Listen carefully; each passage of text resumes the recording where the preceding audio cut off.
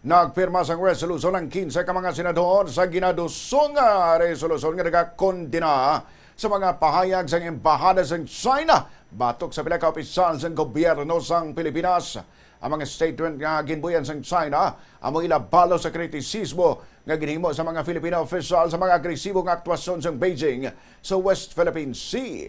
Ang nagpirma sang draft resolution among mga masunod: Senate President Vicente Tito Soto III, Panfilo Pinglacson, Juan Miguel Migzubiri, Francis Kiko Pangilinan, Risa Hontiveros, Erwin Tulfo, Rafi Tulfo, Sherwin Gatchalian, Loren Legada, JV Ejercito, Jinggoy Estrada, Bam Aquino, Lito Lapid, Camille Villar, kag Mark Villar. Nagpanawagan man ang mga senador sa Department of Foreign Affairs nga maghulag na kag maghimo sang diplomatiko nga mga tikang agud nga mapangapinan ang dignidad sang Pilipinas. Una na nga nagpasaka sang diplomatic protest ang China batok kay Philippine Coast Guard spokesperson for the West Philippine Sea, Commodore J. Tariela, bangod sa social media post sini batok sa Chinese leaders.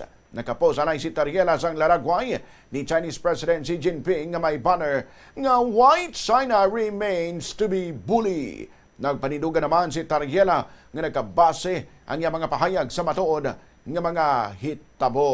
Samtang sa kaangot dira nga balita, ginpanawagan naman ni Senator Erwin Tulfo sa mga Chinese officials nga maglayas sa Pilipinas kung hindi sila magrespeto sa demokrasya sa mga Pilipino. Sa iyang privilege speech sa pagbalik sang plenary session sa Senado, nagpahayag si Tulfo nga wala sang gobyerno sa lawasang pungsod ang may otoridad nga magdikta kung sa diin kutob ang freedom of expression sa mga Pilipino. Pahayag pa sini hindi dapat pagpahipuson sang China ang mga Pinoy bangod ini nga free speech protektado sang konstitusyon. Puloy-an ini sa mga Pilipino sunod sa iya, hindi boss ang China kag hindi nila tinawo ang mga Pinoy.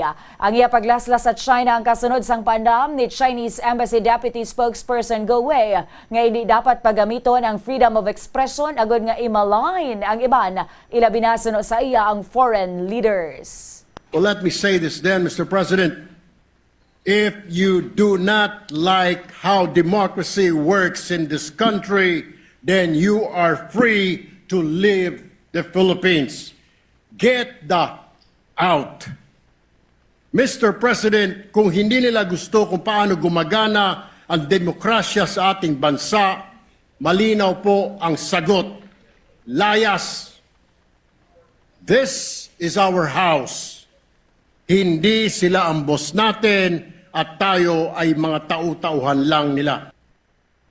Samtang gintawag naman ni Senator Risa Hontiveros nga bully kag pa-victim ang gobyerno sa China. Suno sa senadora, wala siya sang madumduman nga bisan sino nga ambassador halin sa iban nga mga pungsod nga nagpamahog batok sa mga opisyal sang gobyerno sang Pilipinas apang ini naman ang ginhimo sang ambassador sang China. Suno pa sa iya magluwas sa post sang Chinese Embassy batok kay Commodore Tariela, nagpost man ini batok sa pila pa ka mga senador kag mga kongresista nga nagapanindugan lamang para sa kinamatarong sang Pilipinas.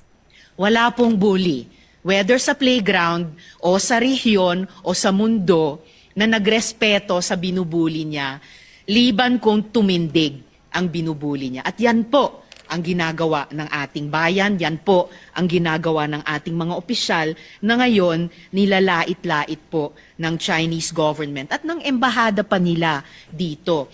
Taliwas po sa mga obligasyon nila sa ilalim ng Vienna Convention on Diplomatic Relations.